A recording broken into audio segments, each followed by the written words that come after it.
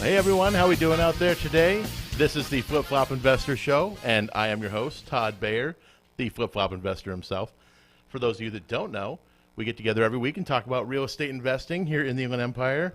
I like to bring on a local expert every week and talk to them about what they do in real estate and what they're doing in this crazy business to begin with, I guess. So today we got one of the most experienced people we've ever had on the show. Usually we have just a bunch of hacks, really, I guess. But today we have a real expert, and our real expert is Ryan Raven. How you doing today, Ryan? I'm fantastic. How about yourself? I'm doing all right. We we're dealing with the heat in our own little personal ways today. Oh yeah, preview for the summer. Oh man, tomorrow's gonna be worse. Everybody has been talking about it. It's gonna be 100 and something out here in the Inland Empire tomorrow. Yeah, I've heard 115. So oh man, air conditioners are definitely going to be needed. That just sounds hot to me. Yeah, tomorrow's gonna be the day that all those heating, HVAC people are gonna be crazy busy and right. Ungettable. You're not gonna be able to get anybody to your house tomorrow. So if you think your air conditioning has a problem, call somebody today. Tonight, I don't care if it's a dry heat. If it's over 100, it's still hot. Oh yeah, no matter what. And yeah, there's only so much an air conditioning can do. Right. Especially if you have an older system. Yeah. So we at the office have a new system just put in last year. So I know it's been feeling nice. It's been feeling good. Yeah, I was a little worried. Hardly even noticed it was hot until I went outside, and I'm like, oh man. Yeah, it kind of knocked me on my ass a little bit, but yeah. That happens. Right. So Ryan, you are the chief lending officer of Rehab Loan Group.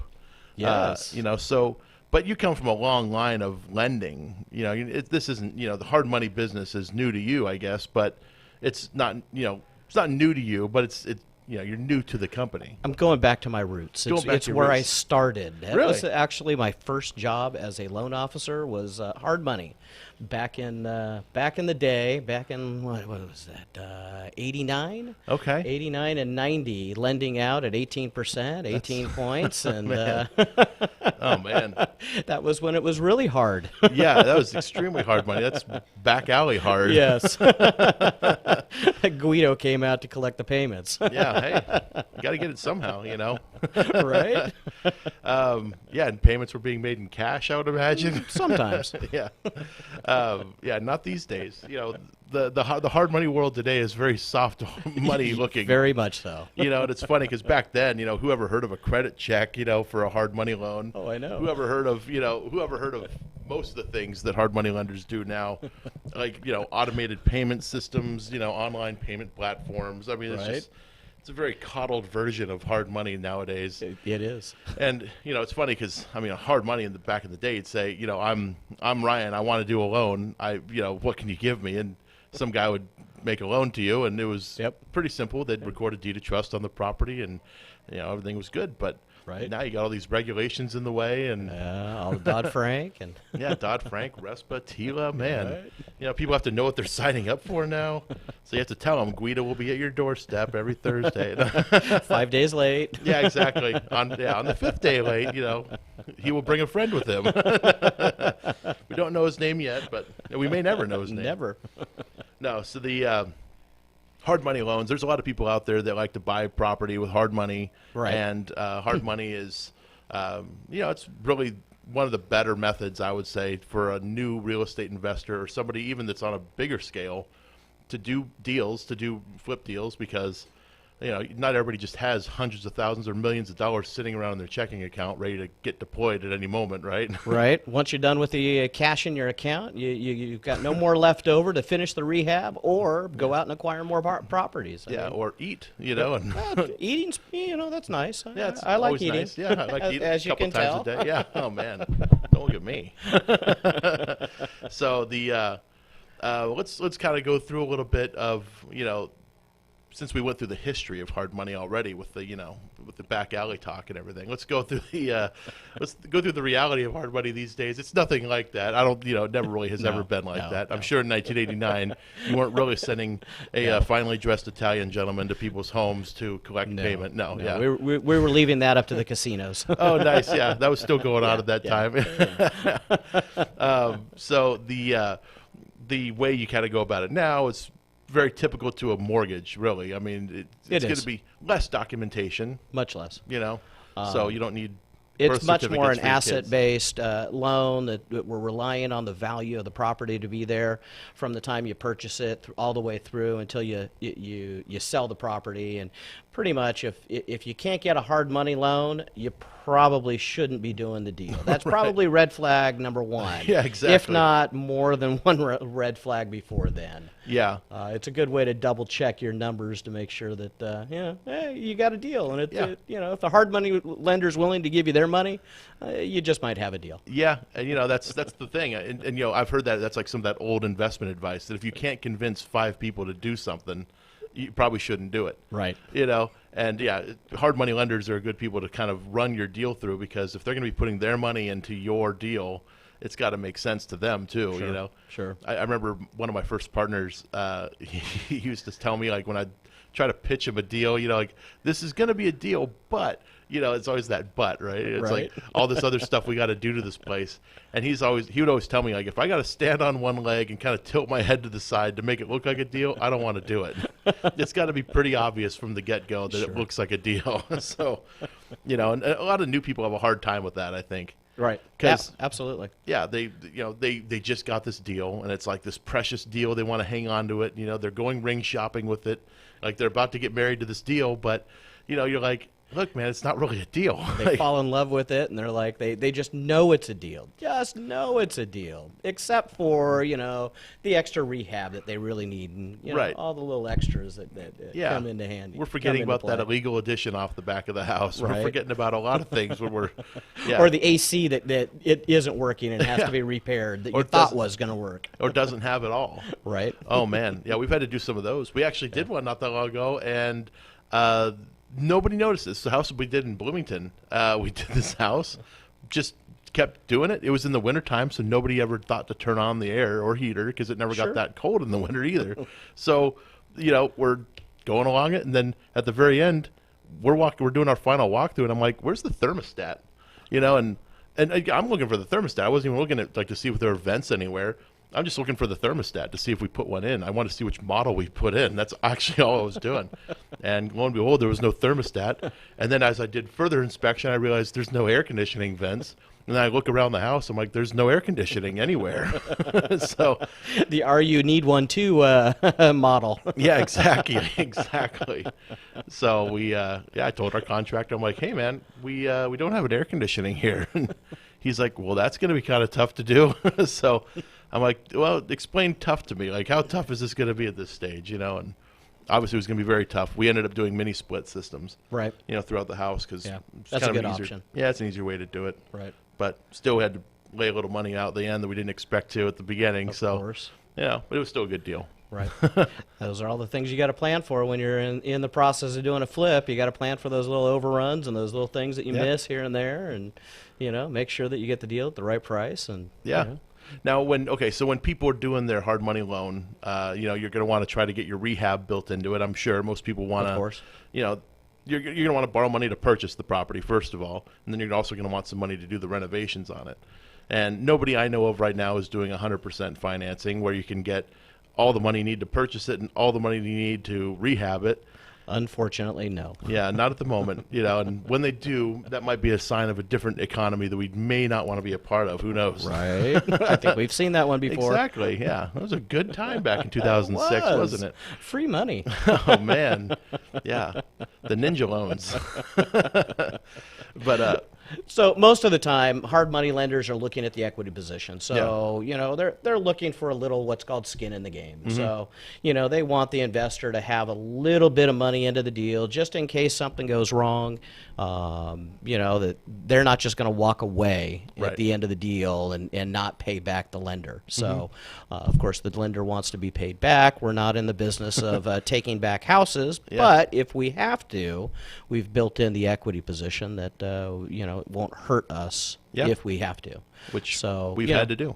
typically, we're looking for anywhere between 10% and 30% of the purchase price, and then depending on your experience level, we're really not looking at credit so much. Credit's not as much of a factor for these hard money loans. Sure. Income's typically not as much of a factor either. Income can be stated with most investors. They don't even care about it. They're looking at the value of the property as the income to Right. pay back. So, you know, Yeah, are you a good bet? Really, is the house? Right. Is it going to be valuable enough to the point where if the lender were to take it back, are they Yeah. going to lose money on this thing? Is Right. what they're mostly concerned with, I'm sure. yeah, and they're looking at it like, okay, if we're going to put our money into it, are you also? So that's where the experience level comes into play.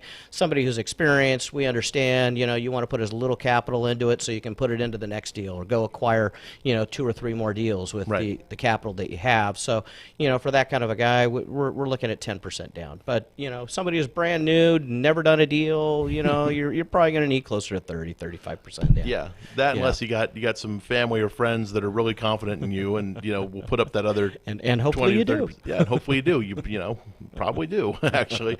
That's how a lot of people get into the business. You know, Yeah. they start with family or friend money Yeah. that. You know, they're like, hey, I want to be a real estate investor. I found this awesome deal. I Right. found this awesome lender, rehab Yep. loan group. You know, and they're going to make this loan to me, and it's going to go great. And, you know, we're all going to make a ton of money and just do this 56 times a day, you know, and you know, Right. make money all day long. It'll be great, you know. So, yeah, they're out there. Yeah, it's like they say in sales, try your family first, you know, sell Right. your family first. If you can't sell them, maybe you might want to look at something different. Yeah, hopefully they'll still love you after you try to sell Yeah. them whatever product. After they you're say trying- no. Yeah, exactly. Oh man, yeah. That's kind of the who did that? That was like the Primerica method, right? Yep. Yeah. What's his name? What's the guy that started Primerica? Art Williams. Yeah. Yeah. He's you know good motivator. Oh, yeah. Have you ever seen any speeches by Art? By any chance? Art Not Williams? too many, If one or two. If you ever get a chance, you know, he's a good one to watch because he's just, Right. you know, he's kind of an aw shucks kind of, you know, Southern guy, and you know, just do it. That's kind of his method, his like term, you know, like just do it. Right. Nike stole Nike. it, I think. Yeah. Yeah, he had a good speech about that. But they, yeah. So the hard money loans, you go in, you don't have to give them your tax returns. Usually, you're not going to have to give them, you know, W-2s and all this, you know, Right. paycheck stubs. Like they don't care about that. No. You know, you probably don't have them anyway. If you're a real estate investor, you probably don't really have paycheck stubs Or W-2s. Yeah, or W-2s. You know, from your side business, working at the gas station or something. I don't know. Sure. But the lenders are pretty easygoing, you know, as far Most as of the time. you know, as far as things go. But Yeah. you know, they'll be tough if they need to be. Yeah, it's a completely different world than the conventional world, you know, that I come Yeah. from. You know, working at the big bank, I just left a big bank, and you Mm-hmm. know, they want every single piece of paper, including your kids' birth certificates Right. and the, you know, Yep. what's in your kitchen cabinet and how much money do you have for Right. you know, this expense and that expense, and Yeah. you know, how long have you been on the job, and you know, all It's- that other good stuff. They, you know, and a little blood sample as well. Yeah, so, you doesn't know, hurt. They can track you Fingerprints. down. Yeah, and yeah, I know that one lender we worked with. They had me wear a little bracelet around my ankle for a Oh, while, yeah. you know, just to track me, Right. see where I'm going, you know, Yeah. for the next 30 years. Standard operating procedure. Standard operating procedure. Yeah. Just make sure you don't leave the country Did you get without the paying 110 them back. model or the 112 model? Yeah. Yeah, the new one comes with Wi-Fi. Yeah. No, they're not really doing some of that stuff, but you know, it seems like it when you're Right. trying to get approved for a mortgage Oh loan. yeah, oh yeah. It can be a process, that's for sure. And that's why we just don't typically deal in that world. Yeah. It's a much different world dealing with investors. The investors are, you know, the goal is simple. You know, it's not some Right. complicated goal. You don't know what's going through a homeowner's head. Right. You know, some homeowner might buy a house thinking, I'm going to renovate this whole place. And, you know, it might actually be a riskier thing for that lender in some respects because, you know, a person can tear apart a home. I've seen plenty of homes that Yes. were owned by homeowners that have been torn apart. That's usually where we're finding our good deals from. Right. You know, and there's a poor lender on the other side that had no idea any of this was going on. Yeah. You know, and like all of a sudden they have to take back an asset that is completely underwater. Oh, yeah. And it's completely self-inflicted from the person that owned it prior Right. to them. And most lenders, you know, they're not going to lend to a house that has a hole in the wall or no flooring or Yeah. you know, has a crack in the window or you Sure. know, somebody's you know, in the middle of expanding a bedroom or putting in a bath that's halfway done. Yeah. So, you know, that's where we come in. Yeah, I've been to lots of homes like that too. You know, the house was basically fine when they bought it, and they were able to get a conventional loan on it. And then at some point they got this bug in their head that they needed to do something to the home, you know, and they decided to renovate whatever part of the home. And this one I saw, they had tried to renovate the entire home, and from the outside, it looked like a normal house. The yard was maintained, Right. and I walked in, and it was nothing but the frames of the home in geez. there. No flooring, no walls, nothing. I'm like, what were they thinking? You know? And Well, they got the demo right. yeah, they demoed it fairly good. I mean, they left a few nails a few places that we could have done without, but all in all, I think they did a better job than my own demo team would have done. But, yeah, and guess what? Person loses their job. And, I don't think they expected this to happen. Maybe they had the intent of, renovating this home, but, Yeah.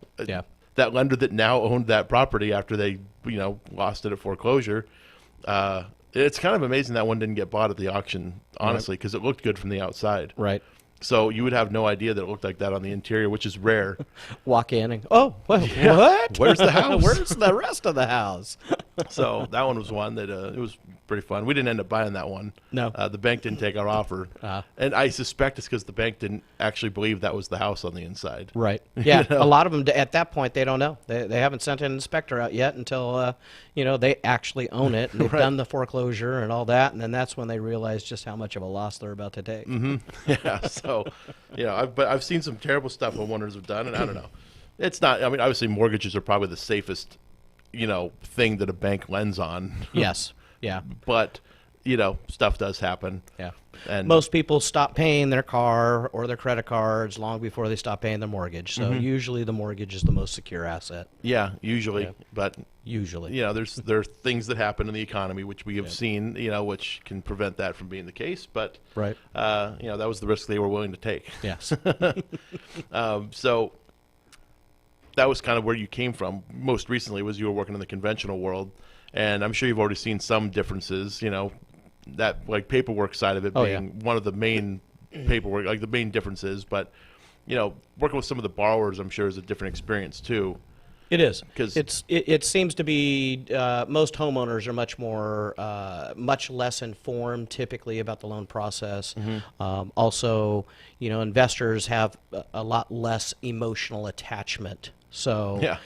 they're about the numbers. They just give me what the interest rate is, what's my payment, what's my ROI. Whereas the homeowners, really, they're not sure what to ask. Yeah. Most of the time. So, they- you almost have to guide them through step by step, and you really have to do a lot of hand holding and reassuring. And whereas the investor is, you're just got to make sure that, okay, is this really a solid deal? Are you telling me all the things that I need to know? Right. Or are you hiding something? Of course, that's they're always hiding something, right? I mean, if I told you everything, there's no way you're doing this deal. So, it's a little less emotional, from a deal to deal standpoint from borrowers. But for the most part, it's all the same. It's just numbers. Yeah, just numbers, and that's that's kind of the easy thing about being in the business of people that are in the business of the real estate side.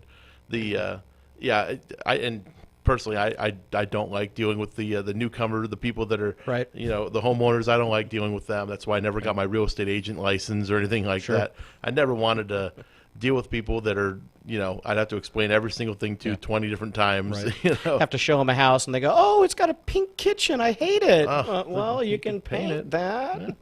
Nah, you can't do that. Yeah.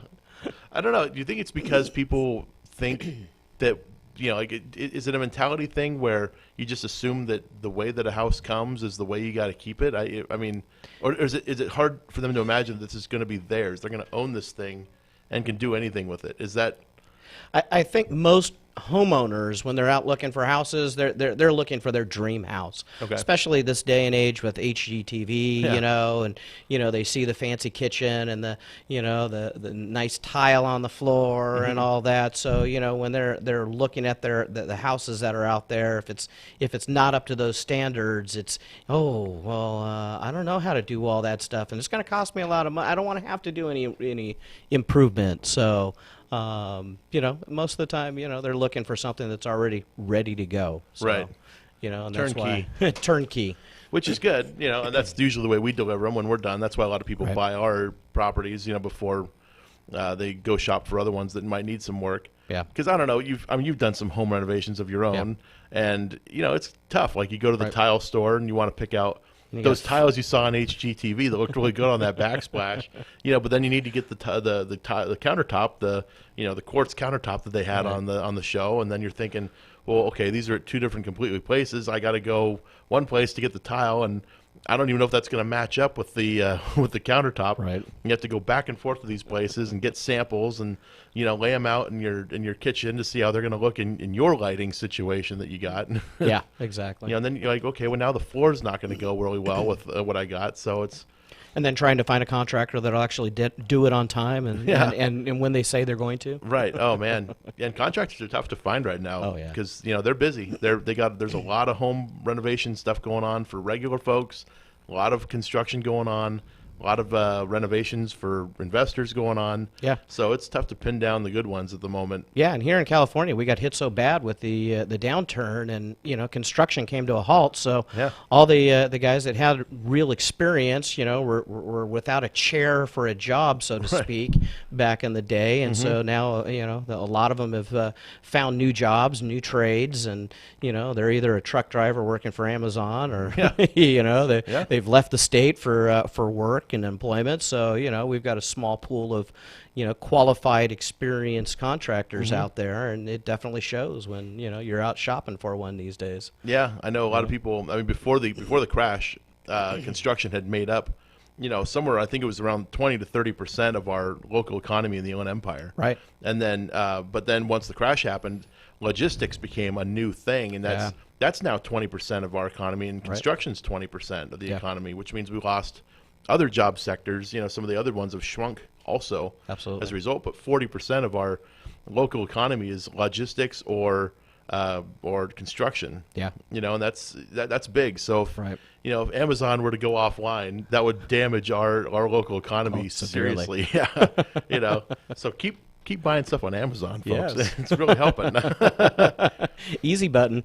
Yeah. And it's funny because Amazon's changed in the last couple of years too, because I remember, for a long time you'd buy on Amazon and it would show up in a UPS or FedEx or a, Postal Service package. But now it's Amazon has their own delivery drivers. Right. And they're showing up in their own vehicles and delivering you packages, with the Getting Amazon ready box. to come right into your house too nowadays. Yeah, exactly. That new service. And they'll even come on Sundays. Right. Like Postal Service doesn't deliver Sundays, neither does UPS or FedEx. So if you order something on Amazon, you can have it delivered the next day, even if it's a Sunday. Right. Which, I just used this service not that long ago because I had to buy something for my computer. And, I wanted to be able to bring it into the office on Monday, not wait to get it on Monday and have to do it later in the day. So it delivered on Sunday. Trying to make shopping easier nowadays. Yeah, it's online. working. It's working. They got me hooked. So. Yeah, logistics is a big deal. Construction. I don't know how we got onto this tangent. We were supposed to be talking about lending, but Riverside County. Speaking of construction and building, we're one of the few last places that has land to build. So everybody's coming out to this area. So it's really keeping the economy out here pretty on fire.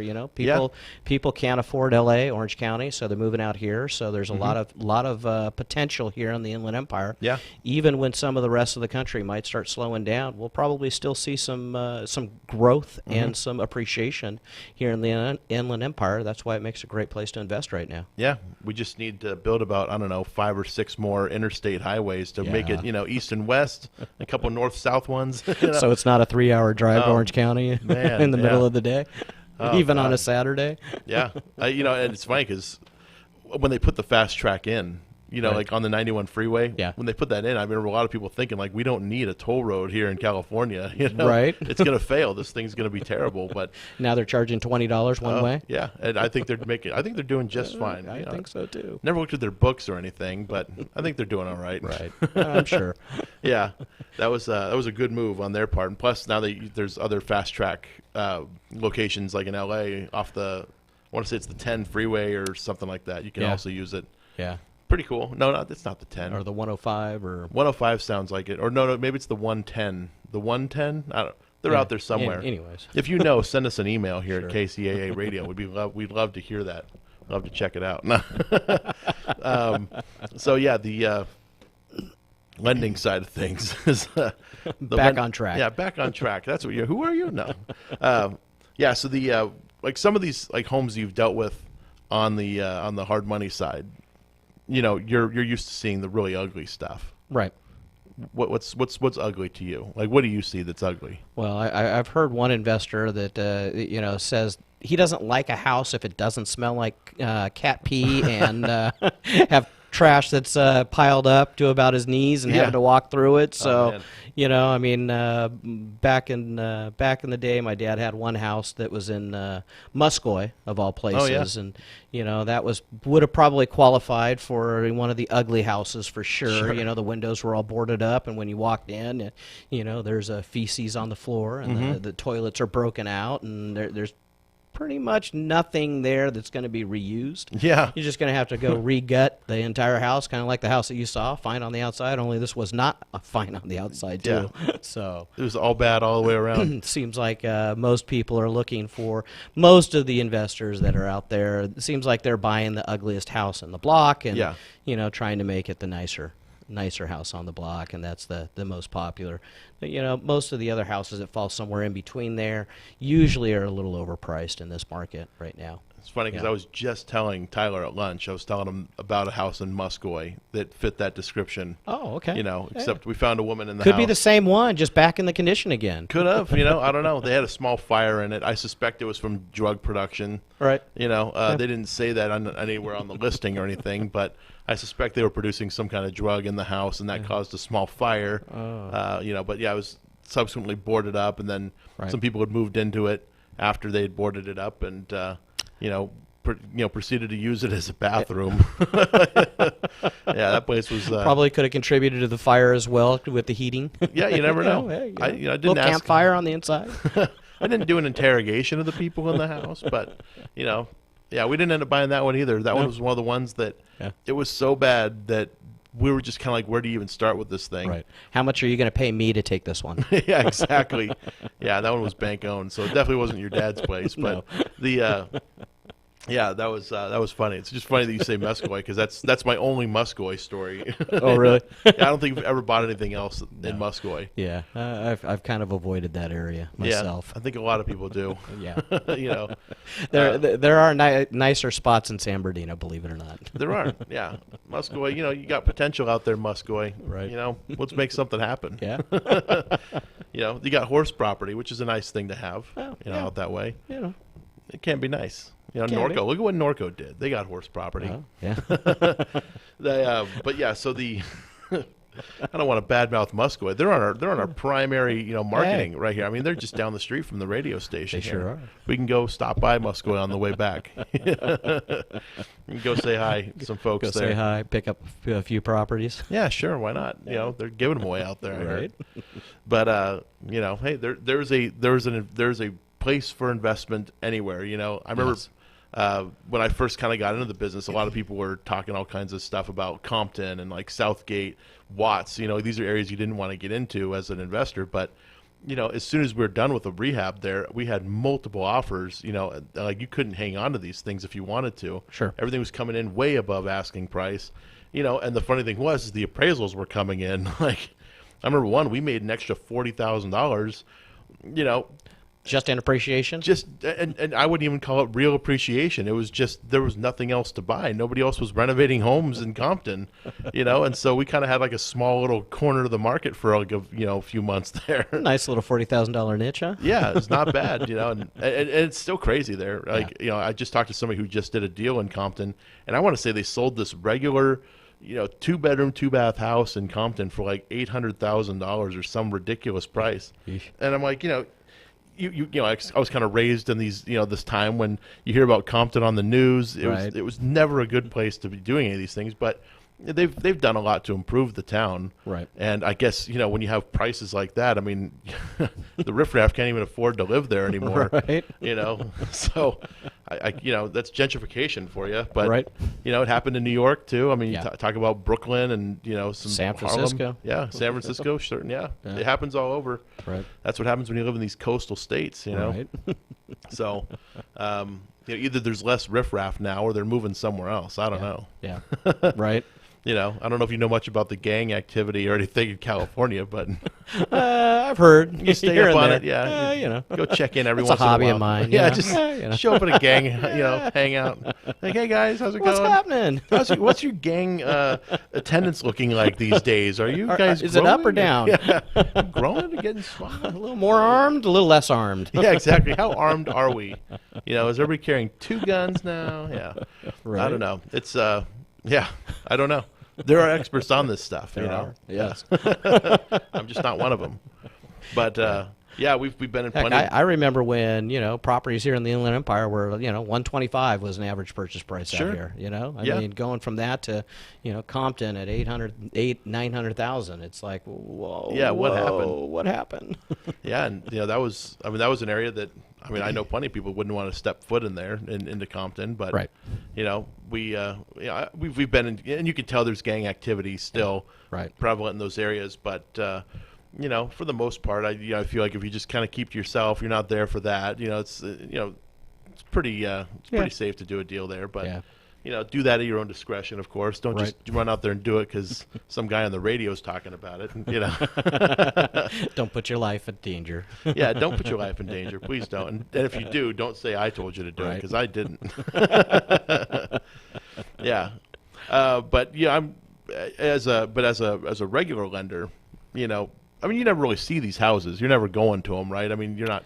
Not these days. It used to be quite a bit. When I first started, we were driving to loan applications, sitting in the customer's house, and and taking a look at everything, and doing the application right there with the carbon paper and the three, press hard because Yeah. you got to see that last page. That's the one going to the underwriter, and But these days, with the online evaluations and the Zillows and the Realtor.coms of the world, you can pretty much get an idea of what the home value is Yeah. without having to go to the house and do too much research ahead of time. And we're getting an appraisal anyways on those kinds of deals versus some of the hard money. It doesn't even require an appraisal sometimes if it's sometimes just a drive by or just a broker price opinion. Yeah. Or an online evaluation too. Yeah, and I know, after if you have like a good rapport with the lender, they'll take your pictures. Right. They just want to see some kind of previous condition of it. Sure. Again, appraisal is a very formal thing, but appraisal serves a couple purposes for the lender. Number one, it's to give them an estimation of value. That's Right. the big one. But then secondarily, and actually fairly important to the lender, is to have somebody go to the property and verify that it's there, verify the Yes. condition, because it's just another set of eyes that you don't have, and that's why you Yeah. pay an appraiser to go out there and do these things. Yeah. And you get the inspector also to do these things because they'll take a more in-depth look at everything. So it's Yeah, back in the day, but in the subprime heyday, there was a couple of loans running across my desk where, we had to buy them back because the house didn't exist. It was, Detroit. It might have been one of the areas Yeah. where it was there one day, and the appraiser actually took pictures of a property next door, not the actual property, and it was kind of an interesting thing, but Yeah. No, on a case it does happen, on a case like that, were they able to prove fraud of any kind, or was that something that maybe the appraiser had made a mistake? The broker had gone out of business long before that got bought back, and I'm sure it was one of the several fraudulent deals that ran across the desk. I'm sure back in the day, that was before the Dodd-Frank and everybody having to be licensed. You could just close down your doors and reopen under the next ABC Mortgage Company name. Yeah, and, exactly. ABC 7 now. Yes. Yeah, we're not having that much. Well, I mean, for right now, mortgage lending is, it's qualified. Yeah, this is probably the tightest the market has been. That's another big difference between what's going on in the past, where we had some risky lending going on, and what's going on now. The lenders are at a record low default rate. It's something less than 1% of mortgages are in default these days. So much safer bet to be being in mortgages or investing in mortgages these days than it was in the past. Yeah. But I think if we see interest rates go up, which the Fed's predicted they're going to go up a couple more times this year or something, Yeah. which if they do, that could actually impact especially California and some other coastal areas. Yeah, I think that what it'll do is put the brakes on the values. I don't think we'll see as much. I don't think that we're going to see anything devalue or depreciate, Right. but I think the amount of appreciation will slow down. So we'll go from what are we now? The tens is not uncommon, 11 double digit, low double digits in a lot of areas. We'll go down to single digits. 5% appreciation, 6% Right. appreciation when that starts happening.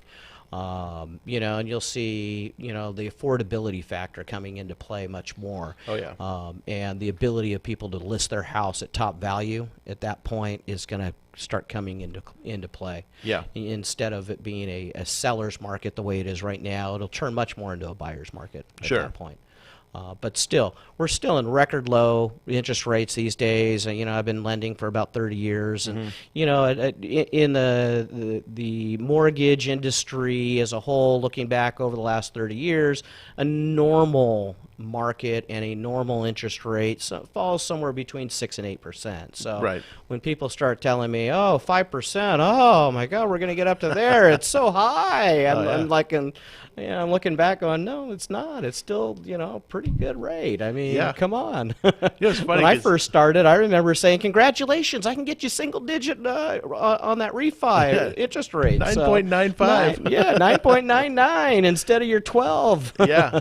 I mean, that's a big Yeah. deal. Yeah. I've heard plenty of people tell me stories. In fact, I just one of our investors, he was going to show off the house that we were working on with him, and he brought his dad with him, real proud about the property and everything. Right. And his dad told me they bought a house in 1982, and their mortgage interest rate was like 18 point Yeah. something. Oh, yeah. I'm like, wow. That was definitely, that's the highest they've ever been. Was in October of '82 was actually at the highest the interest rates ever were. But Right. he he happened to get a house at that time. Of course, the house that he bought was like $50,000. Sure.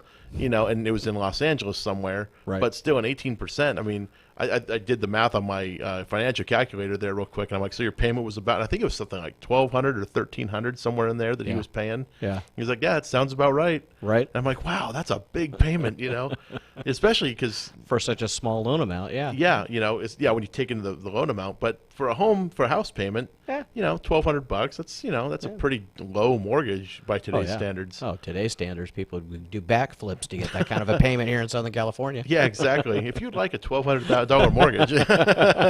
And you don't want to have to put $200,000 down. Oh man, yeah, that's the other thing. Well, down payments are different because back then it was yeah. like 20% down or nothing. Yeah, right. Yeah, So, you didn't have a lot of choice. So now there's like the FHA, some of the programs like what do they have? They have like a 3.5. What's 3.5. What's that 0.5% one down I always hear about? There's a CalHAFA where they'll do some grants and some second trust deeds and help you out with some assistance for 0.5%. But then about the only 100% financing out there these days right now on a regular basis is the VA loan. VA, yeah, they're always Otherwise, it's Fannie Freddie's 3% and FHA's 3.5%. yeah, and if you get that CalHAFA, Yeah, that it's like $100 down. $100 down. Wow. Works out. And so how there's probably some people that are like, really? They're probably like, how do I get that? How do you get that, Ryan? Well, you've got to go to a CalHAFA approved lender and go through some courses, some home buyer education, and a few things like that. And your income can't exceed certain limits, so that's the hitch, so to speak. Is most of the down payment assistance programs these days are kind of hard to qualify for both the down payment assistance and the house because your income has to be so much to be able to afford the house payment Right. and can't be too much to get the down payment assistance. Right. So a lot of people wind up you're $3,000 too much annual income. Sorry, you don't qualify. Yeah, and so there's no jumbo version of this. You can't go buy that $800,000 house in Compton and Nope. well, bummer. There goes my hopes and Yep. dreams. Thanks. No.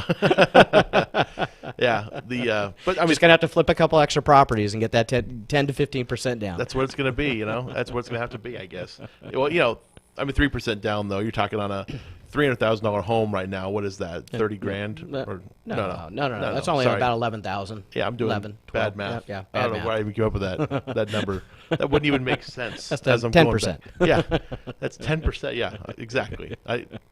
I don't know. Yeah, Maybe I need yeah. some kind of sleep or coffee. I'm still got fireworks going on in my Okay. brain. Yeah, that makes sense. I was trying to sleep with a bunch of, it sounded like we were going to war outside. Right. You know? Yeah. My dogs kept looking at me when I told them to, go outside and go to the bathroom. They're like, no, I can hold it. Yeah, exactly.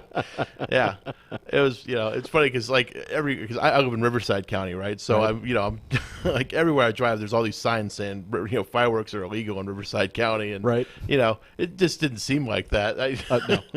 Everywhere I went, you look out your front door in the middle, at 8 o'clock at night, and you just see fireworks going off everywhere. You can hear them everywhere. And I think you even said it too. Oh, yeah. the firework display that you had in your house. My neighborhood, I think the fireworks display in the neighborhood was better than the one that the city put on. Yeah, exactly. And it was free. I think everybody went across the border, either the over into Arizona or Nevada or down into TJ to get their 4th of July festivities. So we had some nice ones. It was funny because my kids were asking me where do you even buy these illegal things? I'm like, I honestly don't know where you can get these things. I've never even seen one of these mortar style fireworks. I've never even seen them. I don't even know what they look like. So we used to go to South Carolina for summer trips when I was a kid, and they had fireworks stands all over the place. And you could buy everything from the M80s to the little firecrackers to Roman candles, all the stuff that here in California you can't play with. So that was a lot of fun trying to blow off your hands with all these other quote unquote illegal firecrackers. And, Roman candles and the Roman candles are the ones that just shoot up in the air, right? Oh yeah. I think I saw some people shooting off those, but they're not they're not spectacular. No. They don't have the big. They're just a boom. fireball that comes out and Yeah, it's nothing. You shoot each other with them and then get little burns all over your clothes. Is that what they do? I Yeah. see. At least that's boys and girls, don't listen to this. Yeah, You can't do exactly. this. Yeah, don't try do this at home. They're illegal anyway. No, because I told my kids, I said, well, I went down to Mexico, I went down to Rosarito one time, and we're down there, and you could just buy fireworks all over the place. I remember we were, shooting off M1000s out on the beach, and nobody stopped. Actually, the police came by, but they just came by to help out a little bit. Right? Here, you got a light? Yeah, they offered a light for us. Asked if they could throw a couple out there.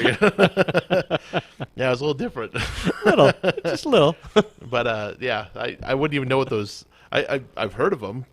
Like somebody told me that they had a party where they were lighting off these mortar style things, and I'm like, well, how come you didn't call me? Right. I was at home, watching the firework display in my bathrobe, enjoying. Yeah, right. I just needed a couple beers and it would have been fine. Exactly. We'd have to make a run to the grocery store. Boys and girls, let all the drunk adults do the fireworks, Yeah, please. exactly. Yeah, come on, you guys. It's go, safer. Yeah, go do something else. Anyway, that's why I have bad math. Yeah. So 3% down on a $300,000 house is not $30,000. No, for the 3% is $9,000. So Yeah. the average down payment. So when first-time home buyers, most of them are going to get away with somewhere between about $10,000 and $15,000 in this market. If you've got somewhere in that, you can still afford a house in Southern California. And that's pretty affordable. Yeah. So you always You hear got about a $1,900 a month payment. $300,000 purchase price, minimal down payment. You're going to be looking at about a $1,900, $2,000 a month payment. Typically. That's going to be your typical 3-4 bedroom home, 2-bath. Yep. Somewhere around the Inland Empire. This is kind of the core here. Yeah. If you get up to the high desert, those prices drop a little bit. You get out towards some of the low desert areas, Thousand Palms, Desert Hot Springs. Yeah. It's going to drop a little bit. Maybe towards, I don't know, Lake Elsinore is probably doing fairly well right now price wise. Yeah, it is. It's in the mid to high 300,000s. Okay. Is what I see mostly in the Lake Elsinore area. You know, and I think the affordable places these days, for that first time home buyer price point is, Moreno Valley, Paris, Hemet. San Jacinto, Murrieta kind of area, San Bernardino, Highland, maybe like Yucaipa to some degree, Rialto, Bloomington, Fontana, some of those out there, the outliners that outliner areas that you can still find decent deals. You can still find flips out in that area as well. Absolutely, so, we do a those lot. are the areas that probably the investors are looking at harder, because that's a good price point for most flip properties, because those will sell fast. But they get, like those communities actually get that benefit. And it's weird to think of it in this way, but they get a benefit because there's going to be more renovated homes in that area. Whereas when you go into kind of like an upper income area, a lot of the flippers avoid those. Number one, because the price point's so high. Yeah. And number two, you don't really see a lot of the distress in the higher income brackets. It's No. it's not as common. So it's not as often you see a really nice neighborhood, where everybody's got amazing landscaping in their front yard and they all got flagpoles, like a nice neighborhood. Right. And then there's that one. Right. Sore thumb. But it's always that one. There's Yeah. not 20 in that neighborhood. Yeah. Some of these neighborhoods you can go into, it's like you got that one nice house Yeah. in the neighborhood. Right. And then the rest of them are pretty bad. They'd be the type of property I would buy. Yeah. So those neighborhoods kind of get the benefit of multiple rehabs going on the same street or in the same neighborhood where you can have a higher percentage of homes to purchase. But Right. in the higher stuff, I know I've heard this, and this is probably where you hear a lot of that. Oh, but the kitchen's pink, Yeah, because exactly. they don't have any rehabs to pick from in those neighborhoods. Right. They got to do the renovations themselves. So, it's kind of for the buyer in those price points, you got to be prepared to do some of those home renovation, cosmetic type things Yeah. to a home. So in addition to your down payment, you're going to have some money also set aside to do renovations. Yeah, and in the conventional world, it's difficult to finance when you're putting minimal down payment down. It's very difficult to find financing to help you do those improvements after you've purchased the property. Right. You pretty much have to put it on credit cards or personal loans and things like that, because in the conventional world, they're always looking at 1 year that you've owned the home before they'll take the appraised value. They like to double hit you. It's either the lower of the purchase price or the appraised value during that first year. So Right. Most people can't afford to do those those rehabs on a loan type of a budget. Yeah. So be prepared to roll your sleeves up and do Yeah. a lot of work yourself. Absolutely, and get the Home Depot card out. Oh man, hey, they love giving their credit cards out do. too. They pretty much offer it to me every time I go there. They like, have you gotten a Home Depot card? 0% for the first 6 months. Like, really? If you make that 18 months, I'll do it. Right. So call me if you're going to do it for 18 months, Home Yeah, Depot. Home I would Depot. love to. Hello. Yeah, exactly. Please? No. You can't beg to a lender. That's improper. No, we just, we use Amex. We use American Express Sure. for everything because they give us cash back, Of course. So it's better than not cash back. Right. 0% and cash back. Yeah. Can't beat that. I know. I love it. Thanks, Amex. But I guess we're not the typical people. Most people carry a balance and, they're paying them interest. So thank you, all those folks out there paying interest on their Amex. We appreciate that. We appreciate you. And, I just want to say that special thank you now. So but the typical home buyers it's obviously a different world, but we have to kind of stay abreast as investors. We have to kind of stay aware of what's going on for the home buyer because that's who we're going to have to deal with when we go to sell it. Right. So, it's important for us to keep track of these loan programs, and not every home we sell is going to a first-time home buyer. No. And, for a while there, and I don't know why I had this thought, but I kind of had this belief that FHA was only for first-time home buyers. It is not. Yeah, and I don't know why I had thought that. I don't know where that ever even came from. But, then I suddenly start to realize these people are buying their second home using an FHA loan. And I'm like, I thought that wasn't possible, And I'm like, then what's the point of Fannie Mae and, FHA? I don't understand. I was confused. And then Freddie Mac came into the picture. I'm like, what is, well, they've been in the picture. But, Yeah. I'm like, Right. So, I mean, what's the difference between the three? Freddie Mac, Fannie Mae, and FHA. So they're all three government agencies. Fannie and Freddie are not really, they're quasi-government agencies. So they're not an official government agency. They are a private. They were private until the crash, and It's like a the government government-sponsored took enterprise, over them. right? And exactly. And so I don't know anything they about got the these. I'm just paying. backing of the government. So Yeah. but they're just the guidelines between the two different programs. So the conventional Fannie Freddie is, their history has been the 20% down, loan to, a home buyer who's very solid, has reserves, good credit, things like that. And, you're typically getting your best rate with that. with the conventional loan with 20% down. And then FHA has typically been more of a first-time buyer program because their flexibility within their guidelines. So, a conventional loan, you got to have some reserves, to be able to qualify. So, reserves are not money that you're going to use for the transaction. They're left over afterwards. You got money in the bank, so when you're moving, you can pay for your move. And, you can pay for your first payment when it comes to And you have a 401k and stuff like that they like to look at. Exactly. So, whereas FHA, they don't necessarily require reserves, and they'll allow for a higher debt ratio. They'll allow, they'll look the other way for certain types of collection accounts that maybe, Fannie and Freddie might not. You can have, lower credit scores typically with the FHA. Okay. FHA itself does not necessarily have a credit score minimum. That's where what's called overlays come into play with different lenders that have created these so that they don't have to buy the loan back if it goes bad. Okay. So they've kind of modeled it so, most of them are around 550 minimum, 580 minimum for an FHA loan, but that's just lender by lender. The FHA loan will,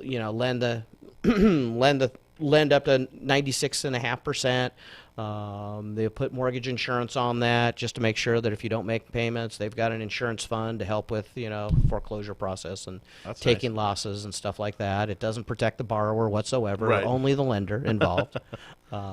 That's why you hear people that want to get rid of the mortgage insurance because it's not giving you any benefit at all. Exactly, and you have to pay for it. Yeah, and on the FHA loan, a few years ago, they made it permanent, so there's no getting rid of it. There's no, I pay my loan down to 20% and I can get rid of it like you can on a conventional loan.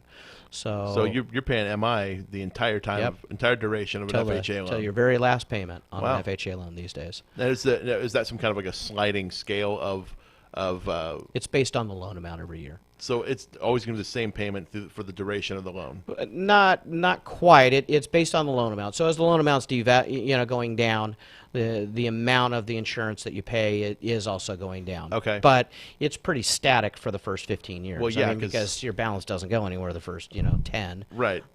Barely goes anywhere between 10 and 15. Thanks a lot, compound interest. Yes. Yeah. So, whereas with a conventional loan, it goes away at some point in time. So that's the advantage of doing the conventional loan. Now, Fannie and Freddie, wanted to compete with, some of that FHA market, and so they started lowering their requirements for the down payment from 20%, and they took it down to 10 and 5%, and recently down to 3% as a minimum down payment. But there's mortgage insurance that goes along with that as well. But you can get rid of it at some point. Once you get to what, 10% equity or 20%. So 20% equity. Unlike the FHA where it's on for life and those kinds of things, but your credit could be a little bit shaky. Your job stability might not necessarily have to be that solid and things like that for FHA. Whereas with a conforming loan, if you've got good job stability, you've got decent credit, you've got the income to support. The conventional loan program is a much better quote unquote deal, even if you're paying a little more in interest for the conventional loan versus the FHA, just because of the MI factor. Because the MI on an FHA loan is adding, not quite 1%, it's 0.85% every month to your loan amount. And you're paying 2.25% of the loan amount up front for your mortgage insurance as well, which you don't have to do on a conventional loan. So even if the mortgage insurance is a little more expensive on a conventional loan and the rate is a little bit higher, over a period of time, most homeowners nowadays, it used to be a 7-year. They'd buy and sell every 7 years. It's getting to be 15 to 20 years now. Wow. So if you're in it that long. I got to cut you off there because we're just about out of time. So for those of you that want to come, talk to Ryan, meet him. What's your phone number real fast? It's area code 951-543-2846. All right. Give Ryan a call and come check out the Inland Empire Real Estate Investment Club, 4th Wednesday of the month. Go to meetup.com. Check us out, and we'll see you all next week. Thanks you all for tuning in. Take care. All right.